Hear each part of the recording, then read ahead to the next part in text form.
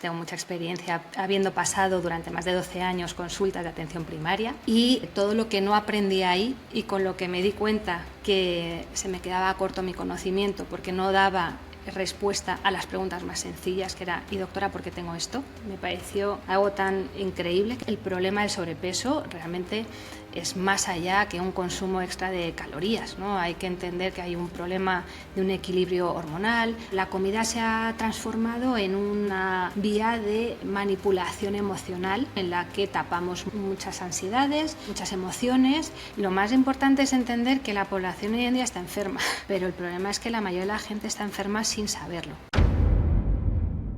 Bienvenida Camino al podcast en busca de reformar el sistema de salud. ¿Cómo estás? Muy bien, Gonza. Encantada de estar aquí hoy contigo y con todos tus oyentes. Como primera pregunta, me gustaría que nos cuentes a qué te dedicas y por qué dirías que te dedicas a eso. Bueno, yo soy médico de familia y llevo pues más de 13 años dedicándome a otra subespecialidad que hoy en día se llama medicina integrativa. Y realmente pues es un poco la ampliación de todo el conocimiento que he ido adquiriendo como médico convencional académico, ¿no? Como médico experta en medicina de familia, que es una especialidad, y que me ha dado muchísimo conocimiento de la patología crónica y aguda de los pacientes, con lo cual, bueno, pues además tengo mucha experiencia habiendo pasado durante más de 12 años consultas de atención primaria y todo lo que no aprendí ahí y con lo que me di cuenta con los primeros pacientes ya directamente que se me quedaba corto mi conocimiento porque no daba respuesta a las preguntas más sencillas, que era: ¿y doctora, por qué tengo esto? Me pareció algo tan increíble que yo no tuviera respuesta y que lo único que podía decir es que era idiopático, que sería genético, que sería familiar. Vamos, ya sabes, pues lo que decimos cuando realmente no tenemos una constancia de a qué se deben sus patologías, ¿no? Pues empecé a formarme en otras especialidades o en otras partes de la salud que hasta ahora no había aprendido, porque había aprendido mucho de enfermedad pero no de salud. Y entonces empecé, pues lo primero, pues empiezas a aprender de nutrición, ¿no? Y de suplementación natural, ¿no? Empiezas a meterte en otro tipo de terapias complementarias, a darte cuenta que en el mundo se ejerce la medicina y el enfoque de las enfermedades desde otras perspectivas que también están funcionando, ¿no? Las medicinas tradicionales, la ayurvédica, la china, la homeopatía, pues todo eso me supuso como un descubrimiento que jamás me habían contado dentro de la carrera de medicina y quise comprobar por mí misma, ¿no? Cómo era esa forma que tenían de abordaje y de tratamiento. Y ya no solamente la parte terapéutica, sino el enfoque diagnóstico, el contemplar al individuo desde una forma holística, interrelacionado con todas sus dimensiones, ¿no? Tanto la mental, la física, la espiritual, la emocional, incluso la social, ¿no? Me pareció increíble y todo eso, bueno, pues lo fui incorporando, pero también se me quedaba corto, ¿no? Y seguía aprendiendo, pues, sobre microbiota intestinal, sobre medicina ambiental y el impacto de los tóxicos ambientales en nuestra salud. Y bueno, pues de esa forma fui conformando una forma de abordar la salud mucho más amplia que la que tenía como de base dentro de la medicina convencional. Y bueno, pues hoy en día lo llamamos medicina integrativa. Es verdad que ya empieza a haber algunas formaciones más regladas, pero en el momento en el que yo me inicié en esto, hace más de 13 años, pues fue un poco de forma autodidacta, ¿no? Y bueno, pues un poco pues gracias a no conformarme con lo que yo había aprendido como médico de familia para poder ayudar realmente a mis pacientes más allá que poner parches y cronificar eternamente, pues di este paso, ¿no? Hacia este conocimiento de la medicina integrativa, que es un poco la evolución de lo que antes se llamaban medicinas alternativas, luego complementarias y ahora llamamos integrativas. Y en este episodio vamos a hablar mucho sobre pérdida de peso, pérdida de grasa y bueno, muchas cosas más que me contabas antes sobre los hospitales que fuiste y hacen cosas diferentes a lo tradicional. Y para empezar, me gustaría saber, porque claro, cada vez hay más índice de sobrepeso y obesidad en el mundo, ¿Y por qué las personas fallan a la hora de perder grasa? ¿Qué es lo que están haciendo mal que hay tantos fracasos, entre comillas, a la hora de ponerse este objetivo y no conseguirlo? Bueno, el tema del sobrepeso es un problema muy serio de salud. De hecho, hay una epidemia, una pandemia mundial, ¿no? Se estima que el 50% de la población sufre en edad adulta de un problema de sobrepeso y de obesidad. Esto conlleva a una de las enfermedades metabólicas que está provocando mayor mortalidad en el mundo, ¿no? Entonces, el tema del sobrepeso es algo que hay que tomarse más allá que simplemente el tema estético, ¿no? Y que la gente se quiera ver mejor con la camiseta o con el pantalón o con el vestido o en bañador, ¿no? Entonces, el tema del sobrepeso realmente es un problema metabólico. Y ese es el problema, que hasta ahora pues parece que el tema del sobrepeso y con la moda de la gordofobia pues parecía que había que proteger a las personas con obesidad porque era un tema más estético, cuando es un problema de salud súper serio. Entonces, más allá de la parte estética y de un IMC que puede ser bastante variable en función de cada persona, porque lo que hay que buscar es el estado de salud en el que estés óptimamente con un estado perfecto de energía, sin dolores, con ganas de comerte el mundo, sin ningún tipo de neblina mental, que no tengas insomnio, que no tengas ningún tipo de inflamación en el cuerpo, ¿no? Ni dolores ni nada. Ahí es donde el cuerpo encuentra su peso ideal, no tanto basado en un IMC, ¿no? Índice de masa corporal establecido, ¿no? Entonces, es importante entender que el cuerpo, cuando no tiene un peso adecuado, está en un problema de una disrupción metabólica que hay que entender y que hay que estudiar para poderla tratar, más allá de la dieta eterna que hemos visto y comprobado que no tiene ningún tipo de efecto más que el efecto rebote, y que las personas terminen hasta el gorro y que pues tiren la toalla y decidan, bueno, esto yo no puedo tirarme toda la vida a dieta porque encima esto no me funciona. Entonces, el problema del sobrepeso realmente es más allá que un consumo extra de calorías, ¿no? Hay que entender que hay un problema de un equilibrio hormonal, hay un tema de inflamación de base, ¿no? Una inflamación sistémica de bajo grado. Hay un problema de microbiota intestinal que está alterada, porque esa microbiota está realmente relacionada con un equilibrio metabólico. También podemos tener problemas que tienen que ver con la disrupción hormonal de algunos tóxicos ambientales que pueden estar alterando nuestros propios receptores. Entonces, hoy en día hay que mirar el tema del sobrepeso desde una perspectiva muchísimo más profunda, más amplia y con más conciencia. Y me encanta porque, claro, a veces simplemente se ve como algo que es consumir más calorías de las que se gasta en el día y simplemente es eso, cuando hay muchas más cosas que están involucrando en esto e incluso causas que hacen que las personas coman más calorías de las que gastan, como por ejemplo la adicción a la comida o la microbiota o las cosas que mencionabas, que vamos a seguir hablando en este podcast. Y antes de pasar a cosas prácticas y qué debemos empezar a hacer para tomar conciencia de esto y la persona que quiera bajar de peso o perder grasa pueda conseguirlo, ¿hay alguna relación entre, como que en cada lugar en donde almacenamos grasa tiene un significado? Por supuesto. De hecho, no es lo mismo la grasa subcutánea, ¿no? La del Michelin, que la grasa visceral, que realmente es la importante. Esa es la que genera ese problema metabólico, ya que al final el tejido adiposo es un tejido metabólicamente activo, es decir, segrega prostaglandinas, hormonas y ciertas sustancias que nos generan un estado de inflamación. Entonces, no es lo mismo tener algo de grasa en el Michelin, ¿no? O que te sobre en la grasa subcutánea, que lo que realmente está comprometiendo tu salud, que es esa grasa alrededor de los órganos, ¿no? Esa grasa visceral. Entonces, este tipo de obesidad o de este tipo de grasa visceral está íntimamente relacionada con la alteración hormonal, con la inflamación sistémica, con la activación del sistema inmune, y además es un factor de riesgo para acumular también en esa grasa un montón de sustancias tóxicas. Ya sabes que este es uno de mis temas más importantes, pero es que es una realidad, y es que ese tejido adiposo también está almacenando un montón de toxicidad, y todo esto puede generar pues, mayor factores de riesgo para el desarrollo de una diabetes, de una enfermedad cardiovascular o del síndrome de resistencia a la insulina. Y empecemos por eso, por los tóxicos. Porque claro, no es muy común escuchar que los tóxicos sean una causa.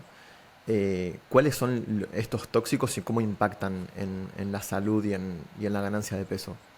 Hombre, de hecho estos disruptores endocrinos, estos tóxicos a los que llamamos disruptores endocrinos porque alteran al entrar en nuestro organismo los mensajes de nuestras propias hormonas, porque o pueden bloquear o activar o anular la respuesta de los receptores hormonales, y por eso los llamamos disruptores hormonales, los llamamos también obesogénicos, porque generan un estado de inflamación y de acumulación de tejido adiposo extra. Fíjate que yo he trabajado muchas veces con pacientes con sensibilidad química y con pacientes altamente intoxicados, a los que al ponerles sueros endovenosos para desintoxicarles, o simplemente haciéndoles tratamientos orales para reducir su carga tóxica, perdían peso, y no había ningún tipo de intervención en cuanto a cambios de alimentación.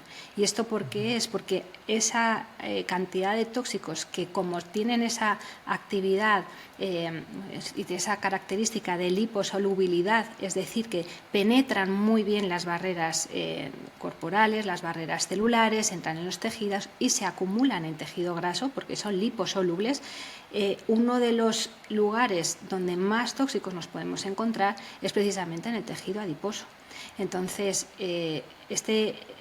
generan pues ese efecto además obesogénico, porque con esa disrupción hormonal pueden favorecer diabetes o estados proinflamatorios y alteraciones en la resistencia a la insulina, y todo eso es el caldo de cultivo perfecto para que se produzca una disminución de la capacidad del propio metabolismo para generar un funcionamiento adecuado.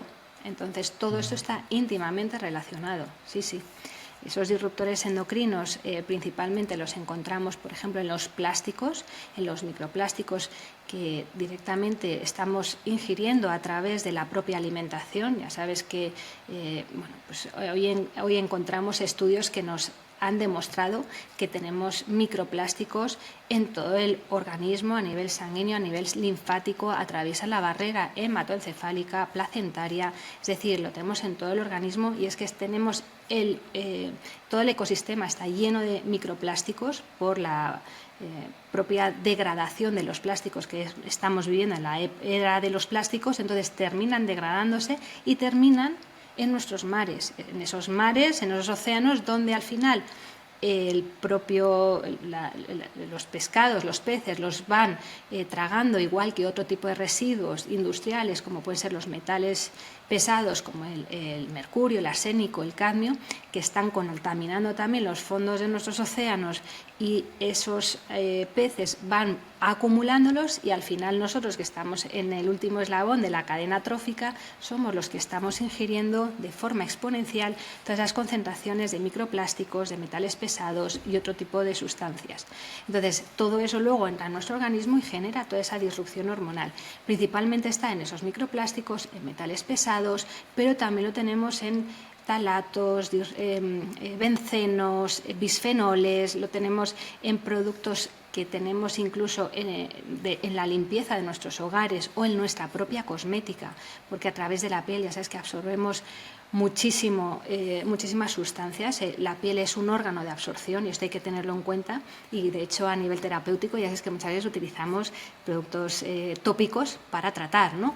Pues también todo lo que nos ponemos en la piel, los desodorantes, las cremas, los pintalabios, todo eso también penetra en nuestro organismo y está generando una bioacumulación continua, y además no es fácil de eliminar, y lo vamos bioacumulando también nosotros por esa liposolubilidad y dificultad para eliminarlo por orina, por heces y por sudor. Entonces cada vez va aumentando más nuestra carga tóxica, y también nos podemos encontrar pues que en los propios elementos que hay en nuestro entorno, en nuestro día a día, ¿no? Desde los ambientadores que ponemos, los productos de limpieza que se están utilizando, hasta pues los materiales ignífugos que se utilizan para que no se queme el colchón o el sofá de tu casa o en la tapicería, y eso todo se está liberando y generando una acumulación de compuestos orgánicos volátiles que hace que dentro de nuestros domicilios haya 10 veces más contaminación que en las calles, y eso es lo que nos está contaminando en el día a día. Aparte luego pues introducimos a través de la alimentación, de pues cuando no es ecológica, todos esos agroquímicos, pesticidas, etcétera, o del agua, si no la estamos bebiendo de una fuente de agua saludable, porque hoy en día la mayoría de la gente bebe agua embotellada en plástico o de mala calidad, o incluso que tengamos en nuestra propia boca metales como todas las amalgamas de mercurio y que están intoxicando a la población. Entonces, realmente es uno de los factores que más está generando estados metabólicos alterados y obesogénicos con sobrepeso y que no se están teniendo en cuenta. Probablemente si tú hablas de tema de sobrepeso con nuestros oyentes ahora mismo, han escuchado seguro que muchos podcasts o se han interesado por temas de sobrepeso y a lo mejor nadie les ha contado esto. Y mi experiencia en consulta es que cuando empezamos a limpiar el organismo, el cuerpo se deshincha. Que también hay que hacer otro tipo de intervenciones como las que podemos hablar ahora sobre temas de insulina, etcétera, por supuesto, pero el hambre emocional es igual de importante que trabajar con todo el tema de los tóxicos en la limpieza del metabolismo y detectar qué otros bloqueadores del metabolismo están interfiriendo en que el cuerpo por sí mismo no encuentre su peso adecuado. Y toda esta cantidad de tóxicos, ¿no? ¿Hay alguna forma de saber si nos están haciendo daño o es algo más silencioso que después nos van apareciendo esos síntomas en el largo plazo y es mejor ya eliminarlos? Como por ejemplo el plástico de las botellas o desodorante, perfume y todas estas cosas. ¿Es mejor tomar conciencia de cuáles son y eliminarlas? Lo más importante es entender que la población hoy en día está enferma, porque es que si me dijeras, no, es que, bueno, estamos la mayoría expuestos a todo esto, pues sí, porque por desgracia vivimos en un mundo cada vez más contaminado y además de forma exponencial. Pero el problema es que la mayoría de la gente está enferma sin saberlo. Y no hace falta estar enfermo con una enfermedad que te lleva a una silla de ruedas. Simplemente con que no estemos al pleno rendimiento, con que nos cueste levantarnos por la mañana, con que estemos agotados todo el día, que nos duele la cabeza, que tengamos eczemas, inflamación articular, dolores de regla, ¿vale? Que a las mujeres no les tendría que doler la regla, ¿vale? O que tengamos anemias, o que tengamos los famosos SIBOs y disbiosis intestinales, o que una y otra, todo eso está dentro de la mayoría de las personas en el día a día y ni siquiera lo han normalizado tanto que ni siquiera lo toman como un problema de salud, ¿no? Y claro, entonces, por supuesto que hay muchos factores que están detrás de todas estas patologías, pero no hay que esperar a que te dé un cáncer para pensar que puede haber sido por un problema realmente de tóxicos, ¿vale? O una diabetes, o que tengas un problema cardiovascular y entonces ahí te digan, claro, es que todo el plomo y todo el mercurio que se ha acumulando puede haber generado un endurecimiento endotelial, etcétera, etcétera, o que esté detrás de tu hipotiroidismo autoinmune en el que ha habido un problema de citotoxicidad por el mercurio a las células tiroideas, ¿no?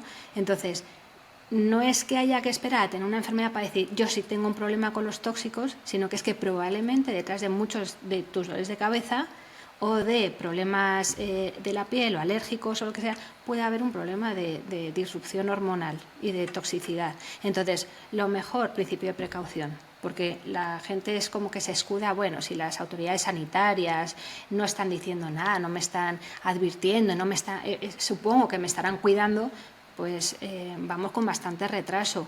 Pasan décadas hasta que se hacen cambios sustanciales a nivel poblacional, por lo tanto, en cuanto alguien escuche sobre esto que estamos hablando, lo ideal es que empiece a tomar medidas por su propio pie, porque es súper importante empezar a hacer cambios en el día a día y disminuir la cantidad de tóxicos a la que estamos expuestos, empezando por lo que comentabas, dejar de beber agua embotellada en plástico, disminuir o al menos quitarse los empastes de amalgamas, los empastes negros, estos plateados, que yo veo muchísimo problema de salud y muchos problemas que están empezando en esa boca y luego generando disbiosis, hipocloridrias, etcétera, y que por mucho que trates luego tu SIBO o tu candidiasis intestinal, si no estás reduciendo muchos los factores que te pueden estar condicionando esto, y entre ellos los tóxicos, pues si no quitas unas amalgamas es difícil que puedas solucionar un problema de disbiosis intestinal, por ejemplo,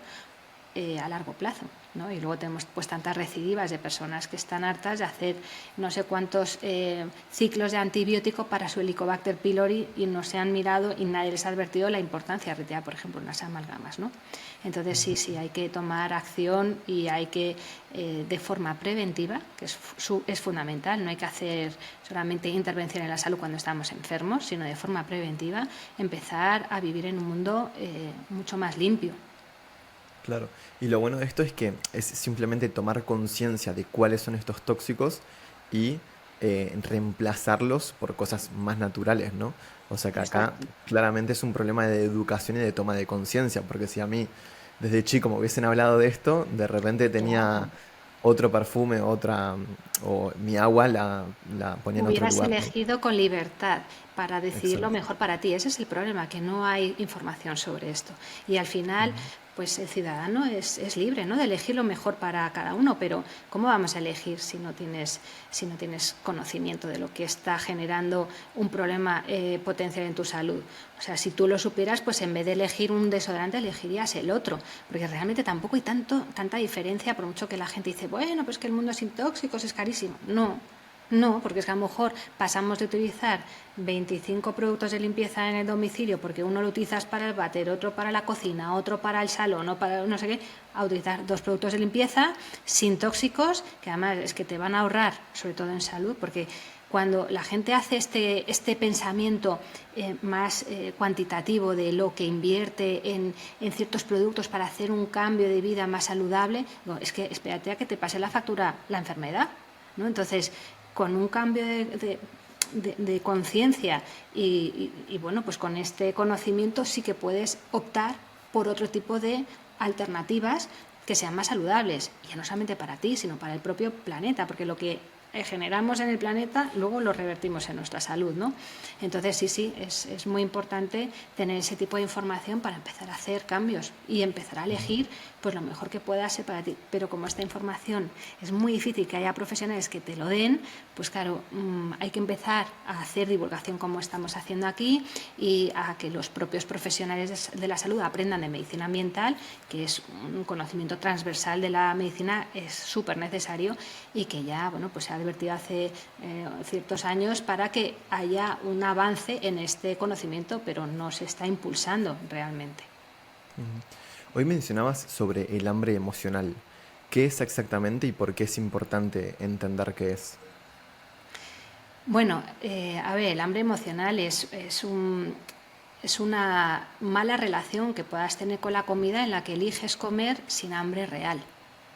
Entonces, realmente nuestro apetito se debería guiar por la necesidad de meter nutrientes para que nuestra fisiología y todos nuestros procesos metabólicos funcionen óptimamente. Pero la comida se ha transformado en una vía de manipulación emocional, ¿no?, en la que tapamos muchas ansiedades, muchas emociones, o que a lo mejor directamente estamos comiendo por ganas de comer más que por hambre real. Y en este aspecto el hambre emocional está generando mucha alteración en la salud, porque precisamente se está utilizando la alimentación para un uso indebido. Y si no llegamos a la causa última de por qué hay un hambre no real, podemos tener a una persona dependiente de la comida como si fuera una droga. Y hoy en día es uno de los grandísimos problemas, la adicción que hay a la comida. Y tiene que ver, además de la parte emocional, también a alteraciones metabólicas y disfunciones de nuestra propia microbiota. Y en esta parte metabólica, cuando entendemos el impacto que hace la comida en nuestro metabolismo, entendemos que después de comer se generan picos de glucemia ante los cuales aparece un pico supuestamente proporcional de insulina para meter el azúcar en las células. Pero si este pico de glucemia es desproporcionado porque lo que estamos comiendo son hidratos de carbono, absorción rápida, pues comida procesada o ultraprocesados, ¿no? Que está todo tan refinado, que no tiene fibra y que se absorbe de una forma tan rápida que el cuerpo genera picos de insulina, y esos picos de insulina son desproporcionados, y entonces lo que hacen es que generan una hipoglucemia reactiva al bajar esa glucemia en sangre, y en esa hipoglucemia reactiva estamos metiendo al organismo en un estado de adicción a la comida, porque en ese momento lo que te entra es una tembladera, un mareo, sensación de que te vas a desvanecer, sensación de que necesitas comer porque si no te vas a morir, desconcentración, falta de energía, somnolencia. Entonces a lo que te lleva es precisamente a comer otra vez, y además lo más rápido y lo que está más a mano. Entonces terminamos haciendo unas subidas y bajadas como si estuviéramos pues en un parque de atracciones, en una montaña rusa continua, y esos picos de hipoglucemia y de hiperglucemia nos meten en un estado de inflamación y además en una dependencia continua de comida. Entonces, por un lado, este tema metabólico es fundamental entenderlo para que cuando comamos con un índice glucémico, o sea, alimentos que no nos generen ese pico insulínico tan potente, y eso nos ayude a dejar de tener esa dependencia física a la comida. Y luego, por otro lado, también hay que entender que lo que comemos también, o sea, nosotros nos nutrimos de lo que digerimos, no de lo que ingerimos.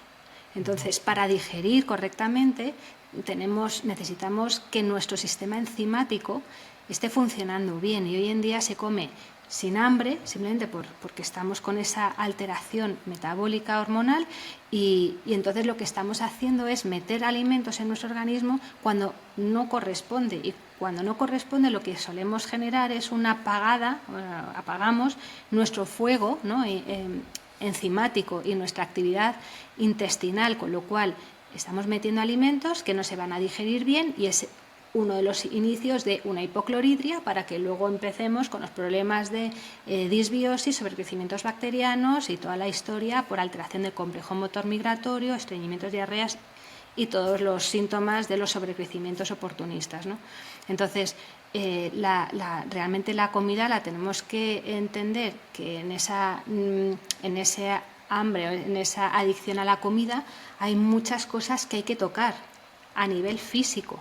Y luego también a nivel emocional, entender que muchas veces estamos comiendo porque toca, ¿no? Y porque la sociedad nos ha metido en unas pautas muy estructuradas por horarios más que por nuestra propia sensación de hambre. Entonces dejamos de tener un contacto real con nuestra propia saciedad, con nuestras ganas de comer reales, y en esa dinámica terminamos además aprendiendo un tipo de recompensa o castigo que se produce cuando incluso de pequeñas te han enseñado a que si te portabas bien te doy este caramelito, o vamos a celebrar esto pues con una gran comilona, o tienes que terminarte el plato aunque no tengas hambre, ¿no? Entonces todo ese tipo de información se nos ha quedado grabado en el hipocampo. Y ya sabes que ahí también con la amígdala asociamos toda la parte emocional, y tanto las recompensas como incluso el autocastigo, ¿no? Nos lleva luego a tomar decisiones erróneas a la hora de meter un alimento en nuestra boca, porque no es habitual meterse un alimento en la boca cuando realmente hay hambre. Es muy difícil encontrarnos personas que estén conectadas con su hambre real y que sean capaces de romper con todo esta dinámica, esta estructura y lo que te encuentras principalmente es lo contrario. Y eso conlleva un montón de patología. Entonces, desestructurar todo ese pensamiento, todas esas emociones, todo el sistema que hay detrás de lo que de los hábitos nutricionales de una persona es lo que nos lleva a entender que más allá del hambre real hay un hambre emocional, hay una dependencia a la comida o una adicción, y además hay alteraciones metabólicas muy serias. Y para una persona que siente que tiene este hambre emocional o esta adicción a la comida, ¿qué primeros pasos puede empezar a dar para regular esa hambre y que sea real?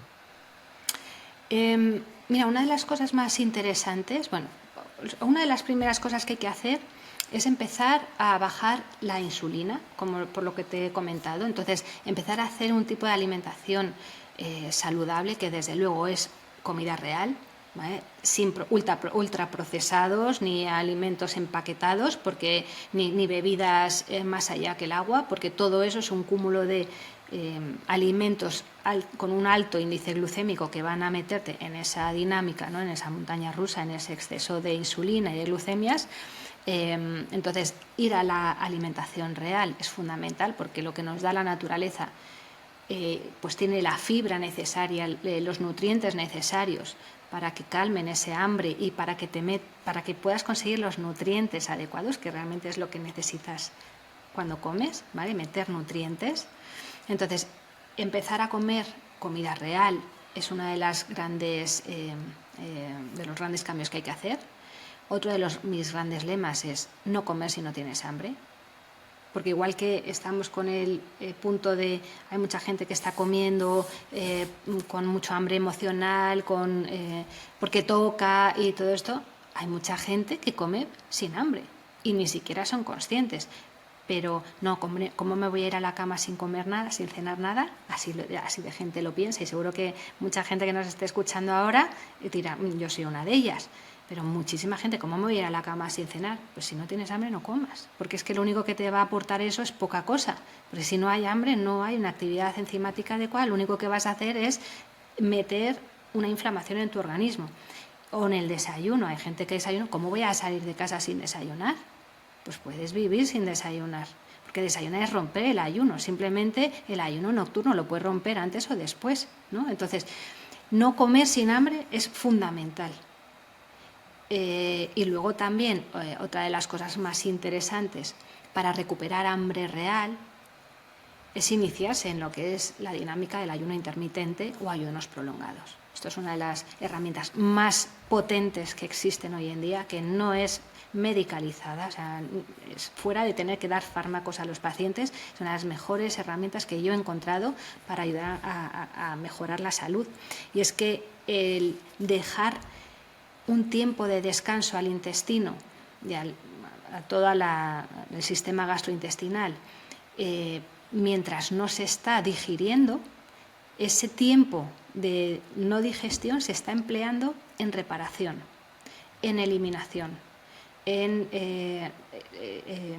desintoxicación, en reparación y limpieza de todo el organismo. Entonces, cuando no se introduce, se excreta. Y dejar tiempo para la limpieza del organismo es fundamental. Además, ya sabes que en esos momentos de no ingesta se activa el complejo motor migratorio, con lo cual favorece que no haya tanto estreñimiento como hay hoy en día en la población. Se activan esas cascadas enzimáticas que son necesarias para una correcta digestión y absorción de los nutrientes. Y además, en ese tiempo de ayuno, una de las cosas más interesantes es que baja la insulina, por lo tanto baja la glucemia, y por eso también conseguimos que en ese tiempo en el que el cuerpo no tiene a disposición pues los hidratos de carbono o lo último que hayamos comido en las últimas horas, lo que empieza a tirar es el depósito graso. Entonces, si realmente te importa y te interesa perder tejido adiposo, perder grasa, ¿no?, para mejorar tu peso, lo que tienes que empezar a hacer es estas tres cosas son fundamentales. Y el ayuno intermitente llevado hacia las horas principalmente diurnas, que quiere decirse que la ventana de alimentación se reduzca sobre todo a las horas de luz, y que cuando empieza a caer el sol no se ingiera nada. Pero ya no es que me tomo un yogurcito, una frutita, no. Nada, es agua sin nada más. Entonces, empezar a dejar ventanas de alimentación más estrechas en las que en esas ventanas de alimentación metas los nutrientes necesarios que necesitas en tu día a día, pero que dejes una ventana mucho más amplia, ayuda a todo este proceso. Y luego, pues claro, el tema de los ayunos, si además se lleva de forma más prolongada y guiada por profesionales, que yo, por ejemplo, pues me dedico también mucho a esto, a hacer programas de ayuno prolongado, acompañados, claro, porque tengo experiencia, conocimiento y ya he guiado muchos ayunos prolongados, pero en esos tiempos en los que se va ampliando cada vez más esas horas de ayuno durante ciertos momentos del año, puedes ayudar más que durante ese proceso el cuerpo active mecanismos fisiológicos súper potentes, como puede ser la autofagia, o como puede ser el aumento del AGH, de la hormona del crecimiento o incluso de la síntesis de células madres. Entonces, son procesos que no tenemos, no hay pastilla equiparable a los efectos potentísimos que genera un ayuno bien guiado y bien indicado, y que sin más allá de tener que hacer ayunos prolongados, se pueden hacer ayunos intermitentes de 12, 14, 16 horas en el día a día, que pueden estar incorporando todo ese tipo de efectos beneficiosos en la mayoría de la población. Ahora bien, quienes no pasan ni 6 horas sin comer, pues todo esto lo tienen que hacer de forma gradual y además pues guiados para ver de qué forma se puede adaptar su metabolismo y en qué momentos, pues por ejemplo en la mujer, en el ciclo menstrual, es mejor hacer más ayunos o menos ayunos o tal. Pero de forma general, el adelantar la hora de la cena y posponer un poquito la del desayuno sería lo ideal. Y en esos ayunos, ¿cuántas comidas recomendás hacer al día? Pues dependen las horas en las que se te quede las horas, ¿no? Porque no es lo mismo hacer un ayuno en el que haces un 14-10 o que haces un 16-8 o que vas reduciendo esas horas. Entonces, ¿de qué depende? De ese tiempo de la ventana, de tu actividad diaria, porque no es lo mismo pues una persona deportista que está todos los días haciendo ejercicio y deporte y además en actividad continua, que lo que está haciendo la mayoría de la población, que es estar dentro de sus casas con el ordenador delante y sentados. O sea, el sedentarismo es uno de los grandes factores que está condicionando también mucho problema de salud. Entonces, si eres una persona sedentaria, a lo mejor con comer 1 o 2 veces al día tienes más que suficiente. Si eres una persona activa, pues a lo mejor tienes que comer 3 o 4 veces al día. Esto es muy individualizado. Por eso no hay que tampoco ni demonizar ni llevar a las situaciones extremas todo este tipo de recomendaciones, porque luego, claro, al final la gente piensa que son modas y no son modas, son en realidades y conocimientos más actualizados de nuestra fisiología más básica y que se pueden optimizar para mejorar la salud. Entonces hay que individualizar en función de cada persona cuántas horas son las idóneas para hacer un ayuno y cuántas comidas debería hacer en ese tiempo de no ayuno, ¿no? De ingesta.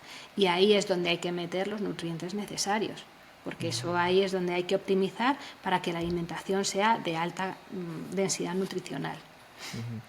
Y me gustaría entrar en esto de los ayunos largos, porque yo, por ejemplo, hace muchísimo tiempo que hago ayuno intermitente y siempre me llamó muchísimo la atención y lo hice alguna vez máximo de 24 horas, pero porque surgió y bueno, hasta 24 horas y fue una gran sensación.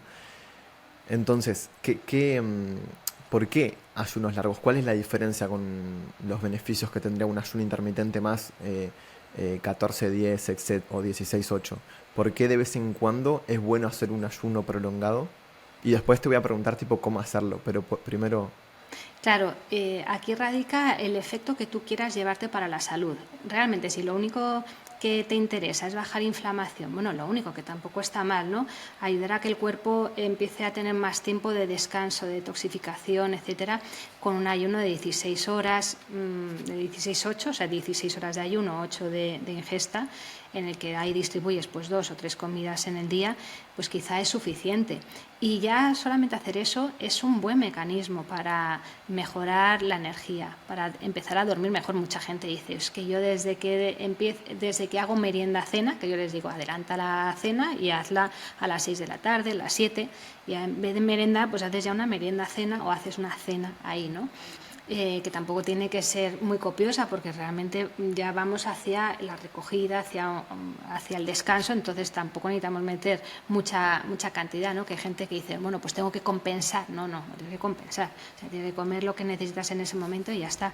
Entonces, ya con un ayuno de 14, 16 horas, vas a notar una mejoría en tu salud claramente, pero claramente.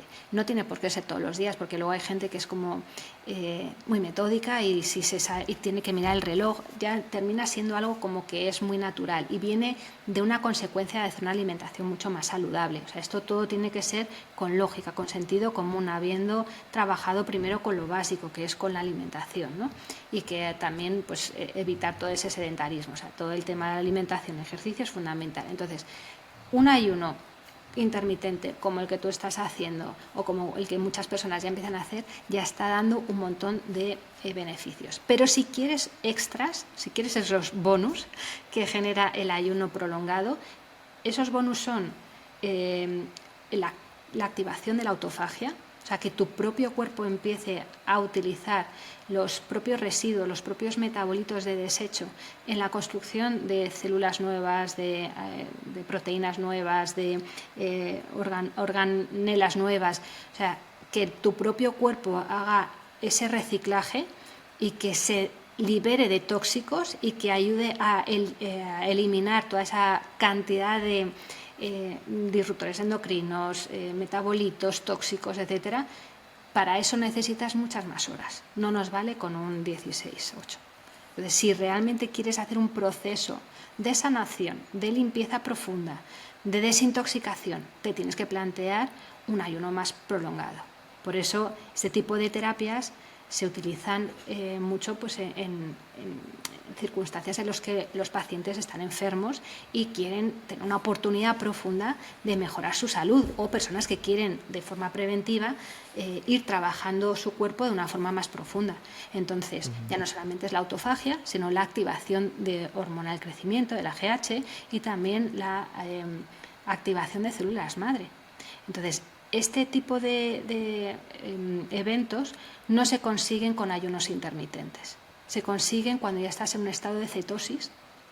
Y a veces para llegar a un estado de cetosis necesitamos varios días, porque no es tan fácil, depende del glucógeno que tú tengas acumulado, no solamente lo que hayas comido la última vez, sino lo que has ido comiendo previamente y que hace ese almacenaje en glucógeno hepático, glucógeno muscular. Entonces, para llegar a un estado de cetosis y en el que se active luego todos estos procesos, necesitas más horas, y a veces pues no son 24, sino a veces incluso pueden ser 48 o 72 horas.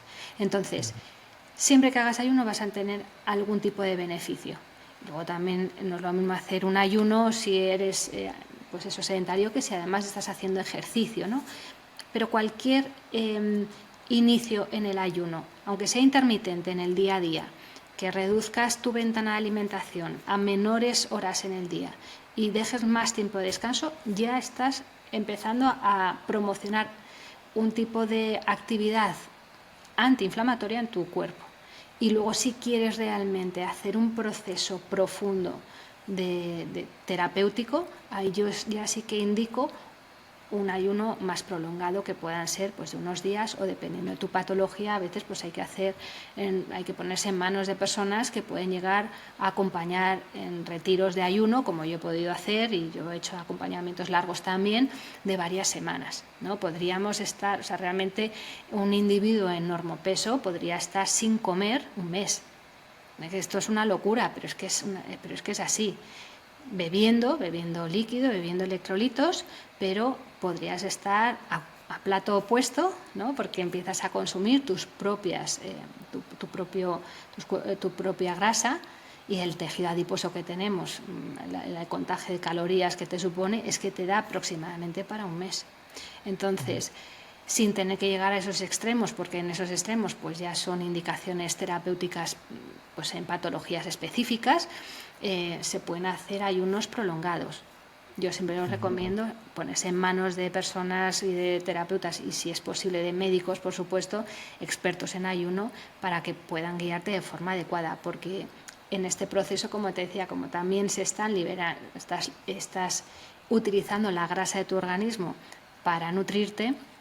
¿Qué es lo que pasa? Que en esa grasa, si hay mucha toxicidad, pues claro, esos tóxicos pasan al organismo y puedes tener la reacción de Alzheimer o una reacción de empeoramiento, ¿no? de malestar, dolores de cabeza, náuseas, etcétera, y que puede venir por la mala gestión que tiene el cuerpo cuando de repente se encuentra que pasan a sangre todos esos tóxicos que va acumulando poquito a poco toda su vida, ¿no?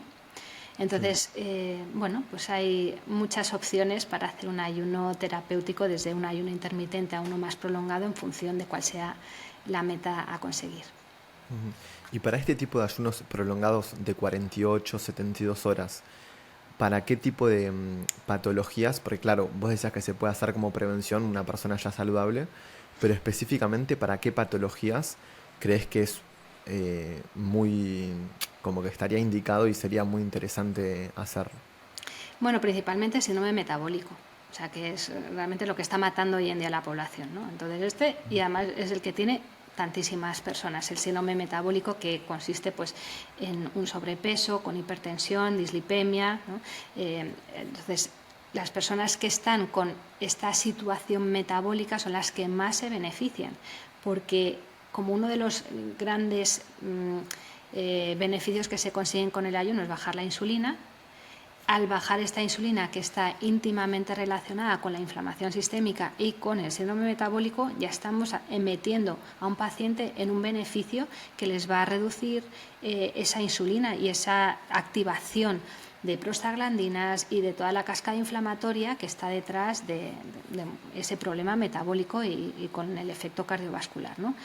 Con lo cual, quienes tienen sobrepeso, quienes tienen síndromes hormonodependientes metabólicos, ¿no? Como el síndrome de ovario poliquístico, como las personas que tienen incluso problemas de disbiosis intestinal, porque al final, detrás de las disbiosis intestinales, que es ese desequilibrio en nuestra microbiota, existen sobrecrecimientos oportunistas de microorganismos que pueden ser bacterias, que pueden ser hongos, que pueden ser parásitos, a los que cuando dejas de alimentar, porque también estás haciendo un ayuno, estás matando de hambre. Entonces también es una de las grandes herramientas para mejorar estados de disbiosis intestinal, ¿no? Entonces yo principalmente lo indico cuando hay mucho problema intestinal, que necesitamos como un extra, ¿no? Más allá que simplemente el tratamiento con herbáceos o con tratamientos de los que sean para trabajar la microbiota, sino también como un extra, ¿no? Para poder potenciar ese efecto. Pero también estas personas que están con sobrepeso y que les cuesta un poco llegar a esa flexibilidad metabólica, ¿no? que vamos intentando conseguir bajando la inflamación, el índice glucémico, etcétera, pero meter en un ayuno cada vez más prolongado nos ayuda a llegar a ese punto y a que sea como un antes y un después, para que, como una ITV, ¿no? Para que el cuerpo como que recupera un poco esa mejor flexibilidad metabólica, que si luego se prolonga con una nutrición adecuada, una nutrición antiinflamatoria, de bajo índice glucémico, como decíamos, rotatoria, ecológica, etcétera, pues se pueden prolongar los efectos beneficiosos de ese ayuno muchísimo tiempo, ¿no? Entonces es una buena oportunidad para hacer un reset del organismo. Entonces, principalmente para eso, para quien quiere volver o sea, quien quiera darle una oportunidad al cuerpo para mejorar su salud, su estado de energía, su estado metabólico. Y para una persona que quiere ponerlo en práctica, creo que queda súper claro la importancia ahí de la personalización o de que tenga un acompañamiento. Pero en términos generales, ¿qué debe tener en cuenta y qué pasos debe dar para hacer ese ayuno? ¿Requiere una preparación previa? ¿Esos días tiene que hacer algo en específico? ¿Cómo? Sí, mira, de hecho, Gonzalo, justo no lo hemos hablado, pero justo estoy preparando un programa ahora de acompañamiento para un ayuno prolongado que hago, ya llevo haciendo muchos años, y que lo que hago es, durante 2 semanas estoy preparando a la persona para entrar y para salir del ayuno, y hay 3 días de acompañamiento. Lo hago online porque también lo he hecho presencial, pero bueno, ahora mismo lo hago online para ayudar a más personas. Y durante esos 3 días acompaño en ese ayuno prolongado completo, solamente a base de agua, ¿no? Entonces, no es lo mismo cuando se lo recomiendo a mis pacientes que ya han entrado en una dinámica de salud, los que ya conocen la forma de alimentarse de forma saludable, ¿no? O sea, que estamos bajando esa inflamación sistémica, que hemos reducido el índice glucémico. Entonces, bueno, los pacientes como que es más fácil que tengan más beneficios y que además pues entren con más facilidad en ese ayuno completo que una persona que de nuevas quiera hacer un ayuno completo por los beneficios que ha escuchado, ¿no? Una persona que no ha hecho todo ese trabajo tiene que entender que la flexibilidad metabólica no se consigue de un día para otro, y la flexibilidad metabólica es conseguir que tu organismo pase de obtener energía a través de los hidratos de carbono o de las grasas. Entonces esto, claro, pues hay muchas personas que crujen, ¿no? Porque dicen, yo menudo dolor de cabeza, me puse malísima, claro, porque no has hecho una correcta adaptación. Y dentro de que un par de semanas es corto para algunas personas, pero sí es una buena oportunidad para empezar ya a entender, ¿no? Que lo primero que hay que ir haciendo es bajar la inflamación, bajar esa insulina, ir bajando el índice glucémico. Entonces, lo primero, ir retirando cereales del organismo, o sea, de la alimentación. Entonces, según vas bajando cereales, luego ya vas bajando frutas, ¿no? También, porque tiene mucha fructosa, que la gente se cree que la fruta es muy sana y tiene, sí, muchas vitaminas, y yo no voy a demonizar la fruta, pero mucha gente la utiliza como una golosina y no puede ser, ¿no? Una fruta también genera mucho aumento del índice glucémico, entonces sería ideal evitarlo. Yo por eso no soy nada partidaria de hacer ayunos a base de sirope de agave o de jarabe de arce o de fruta, ¿cómo se dice? O de los zumos, ¿no? O de los smoothies, ¿no? Porque son pura fructosa. Eso te mete en un pico de glucemia que no es posible llegar a un estado de cetosis, sino que lo pasan muy mal, porque una vez que entras en cetosis se te acaba el hambre. Esto es algo muy curioso. La gente se cree que se pasa mucho hambre durante un ayuno, y esto es uno de los grandes mitos. Al revés, según vas bajando la insulina, se reajusta la grelina, la leptina, o sea, hay un reajuste hormonal súper interesante y pierdes el hambre, porque al final estás a plato servido. Tu propio consumo de cetona, o sea, de grasas, genera cuerpos cetónicos y eso te quita el hambre. Entonces, para llegar a eso y conseguir una flexibilidad metabólica adecuada, necesitas un tiempo. Por eso tiene que ser algo un poquito gradual, y no todo el mundo está preparado para meterse en un ayuno completo sin más. Hay que hacer una correcta indicación y estudio del caso, ¿vale? Personas que están, por ejemplo, altamente intoxicadas, yo prefiero que hagan primero un trabajo de desintoxicación. Es súper serio esto, claro. Entonces, bueno, pues se va haciendo de forma gradual, se va reduciendo el consumo de cereales, el consumo de fructosa, se va reduciendo luego también las carnes, más que nada porque al final la proteína animal bueno, pues también puede fermentar y generar más malestar a nivel intestinal. Entonces se va reduciendo y terminas haciendo además en esa reducción una reducción de la ventana de alimentación hasta que llegas ya a pues, un día en el que dices, ya hoy sería mi última ingesta. En esa última ingesta pues ya empalmas, ¿no?, con 24, 48, 72 horas, según las que te hayas establecido o las que el propio cuerpo te pida, porque a veces también es muy intuitivo el cuerpo. Pero el cuerpo es intuitivo en un estado de salud, no en un estado de enmascaramiento, porque lo tenemos borracho de hidratos de carbono, de adicciones y de tóxicos y de saborizantes que nos confunden también, ¿no?, esa dopamina mental, entonces cerebral. Entonces, bueno, si poco a poco puedes ir haciendo esta limpieza y esta disminución del número de ingestas, terminas entrando en un ayuno completo que puede durar pues un día, por ejemplo, 2 días, dependiendo de lo que sea necesario o lo indicado en cada caso. Y durante esos días es simplemente tomar agua. Solo agua. Ahí va. Y Hay eso de los un montón, electrolitos. o sea, encontrarás gente y habréis escuchado personas que hacen otro tipo de ayunos. Y ayunos a base de caldos, a base de zumos, a base de cualquier cosa que metas en el cuerpo te rompe el ayuno. Entonces, o sea, y romper el ayuno es dificultar el proceso que tiene el cuerpo de entrar en cetosis. Porque una vez que entras en cetosis desaparece el hambre. Y el problema es que cuando estás introduciendo cualquier otro tipo de alimento, aunque sean grasas, que hay mucha gente que dice, no, pues el MTC o que sí. No. cualquier alimento que metas interrumpe tanto el proceso digestivo, porque en ese momento tu cuerpo está aprovechando a tope, está poniéndose las pilas para excretar y poner en estado inverso de funcionamiento en vez de en absorción, en excreción. Primero estás interrumpiendo eso, con lo cual, pues una pena, porque no estás aprovechando uno de los grandes beneficios, ¿no?, de la limpieza, depuración, excreción, y por otro lado estás interrumpiendo tu metabolismo, que estaba entrando en cetosis. Entonces, craso favor estás haciendo a tu cuerpo en meter cualquier cosa que lo que hace es volver a secretar insulina, ¿vale? Y en ese pico de insulina te vuelve a sacar de la cetosis. Entonces, esa base de agua puedes meter a veces minerales, ¿vale? Porque también, bueno, pues hay que controlar pues parámetros clínicos, como por ejemplo la diuresis, hay que controlar la tensión arterial. Bueno, esto ya cuando son ayunos más largos, ¿no? Pero sí, son cosas que yo siempre miro y que por eso creo que un ayuno prolongado, sobre todo si es la primera vez que lo haces, hay que hacerlo acompañado con profesionales expertos y, si es posible, con médicos, que no es tan fácil encontrar.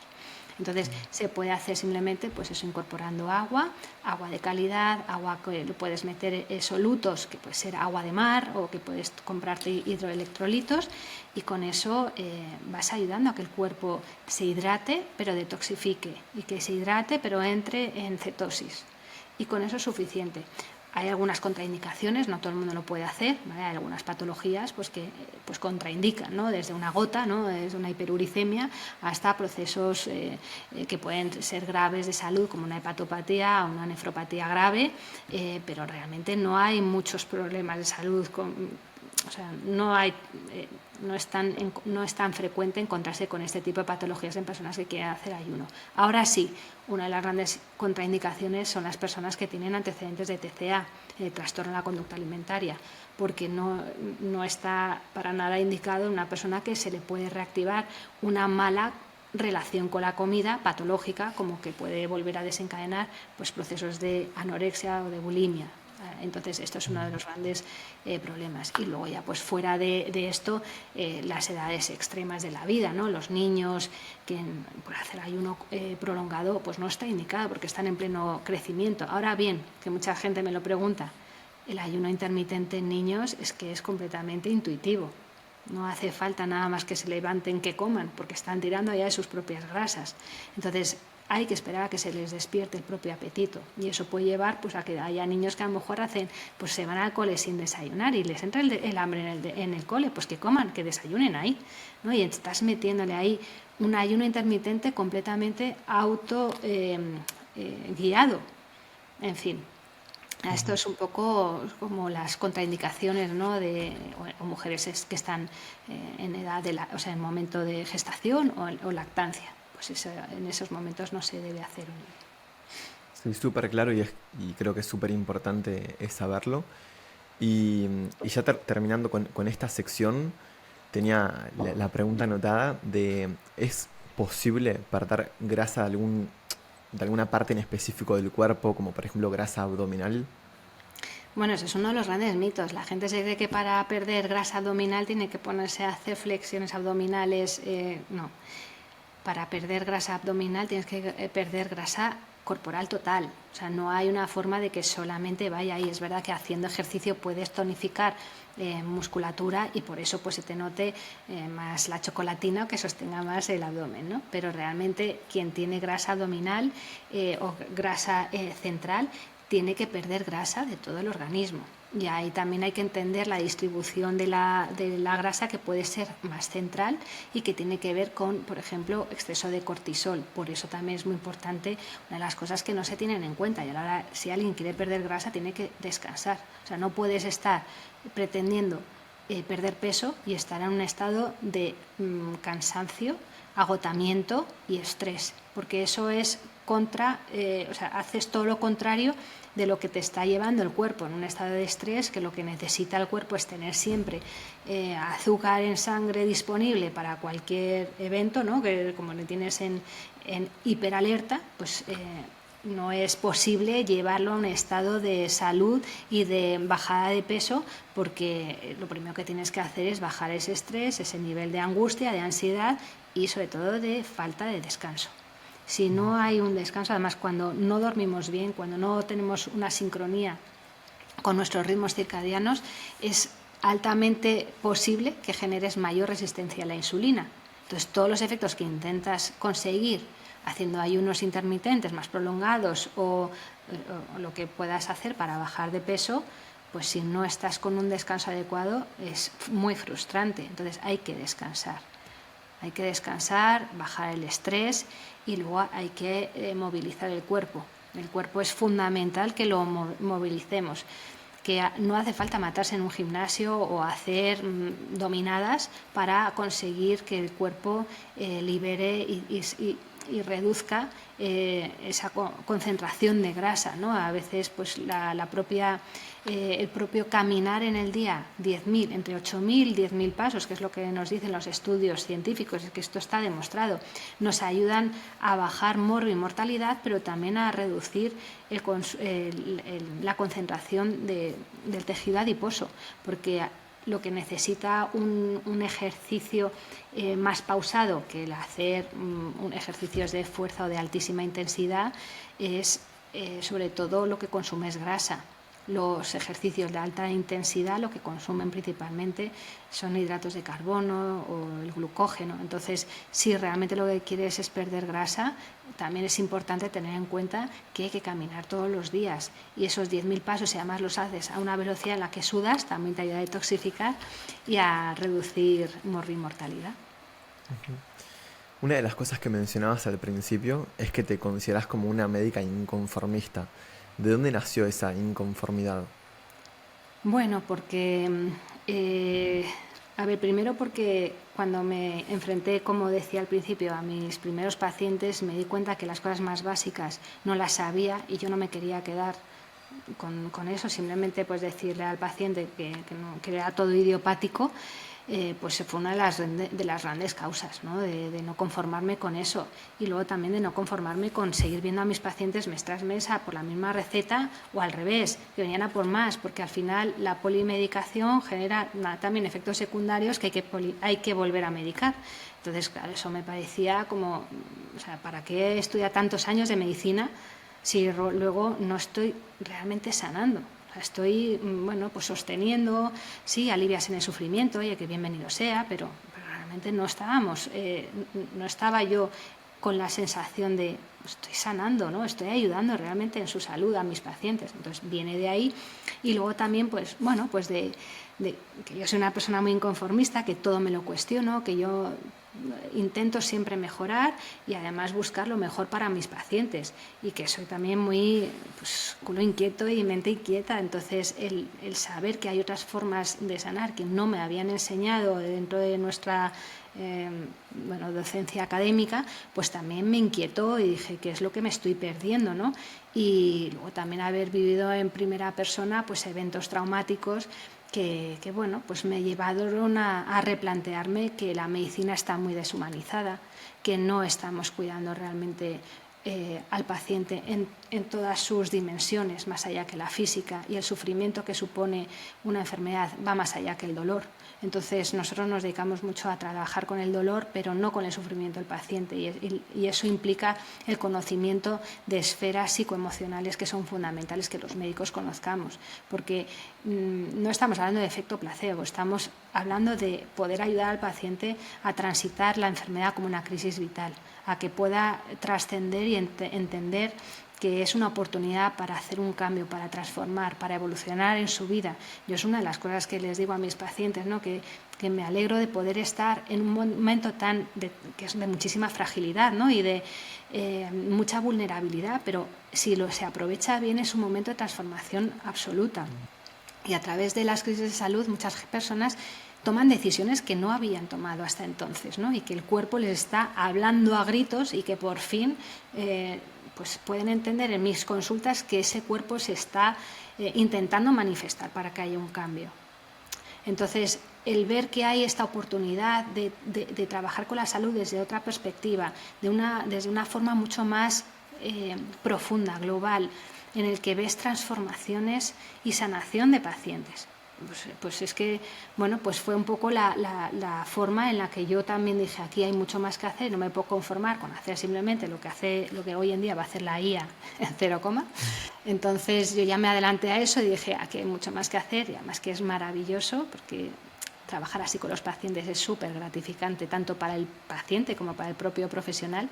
Y luego que en mi vivencia también personal, pues tuve un accidente a caballo hace 10 años precisamente, y también me llevó a replantearme pues todo lo que es ese sufrimiento que se puede evitar y en el que muchas veces estamos implicados los propios profesionales con nuestra mejor intención, que tampoco creo que se haga con mala intención, pero los protocolos muchas veces hay que pasárselos por alto, porque los protocolos te ayudan un poco a contextualizar, pero no a tratar la individualidad de un paciente, ni sus circunstancias personales, ni lo que realmente necesita para encontrarse bien. Y eso me pareció algo que yo lo viví como... Además, como médico, lo estaba viviendo desde la absoluta incredulidad de que eso se estuviera produciendo. Y además, yo soy muy guerrera, pues claro, con la protesta y decís que esto no puede ser, ¿no? O sea, claro, eso también pues te sensibiliza y quieres hacer las cosas de otra manera.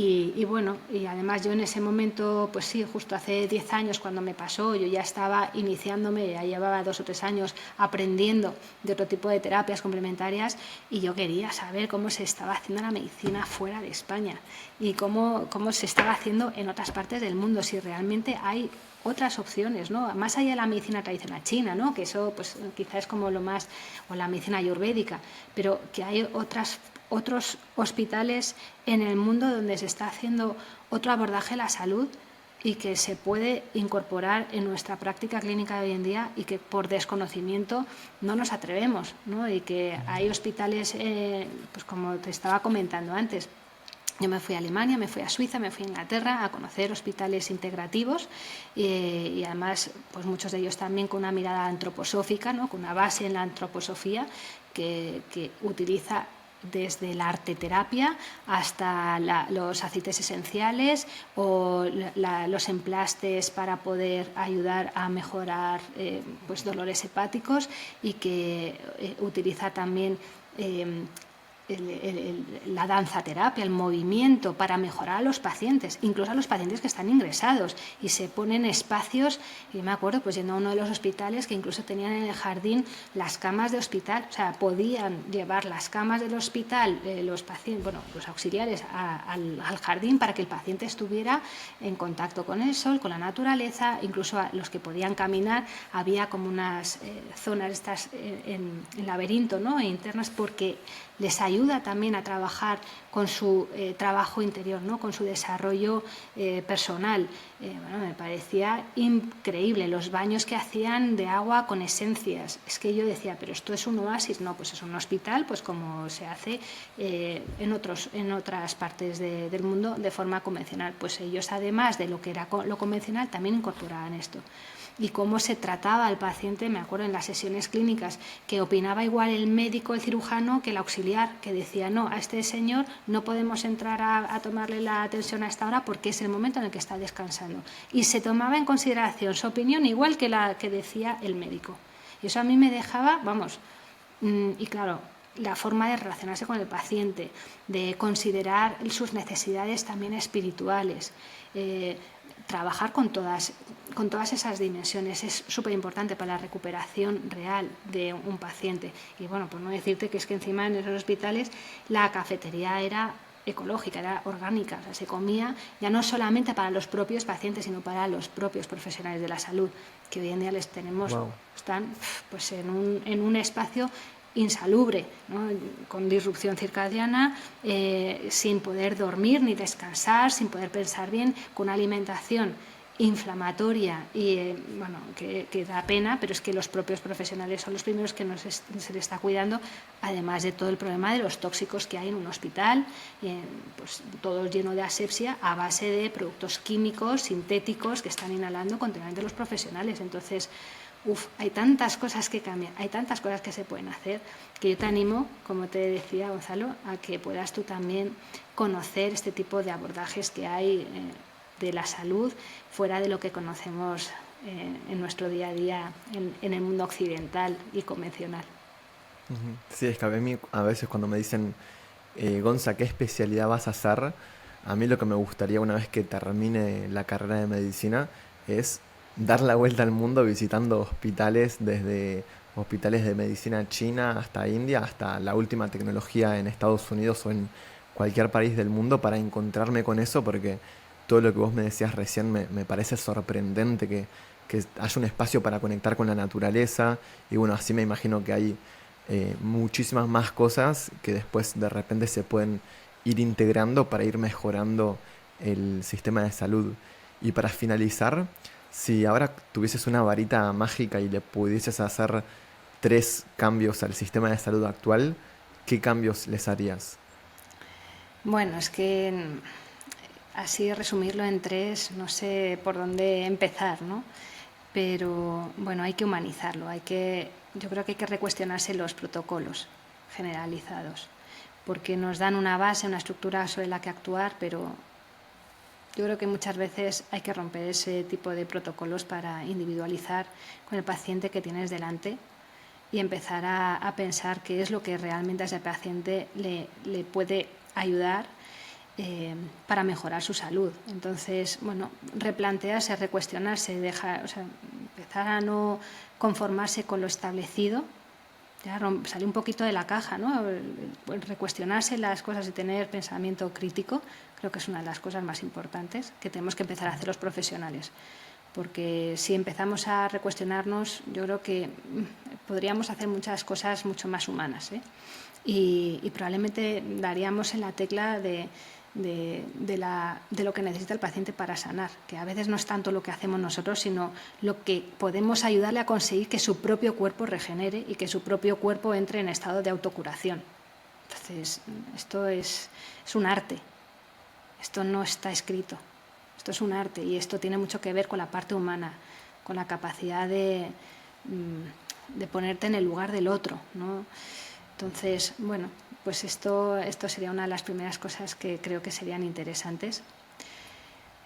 Otra, aprender sobre salud, porque sabemos, en el sistema sanitario sabemos mucho de enfermedad, pero no sabemos tanto de salud. No tanto. Entonces te diría que yo he aprendido de salud muy poquito.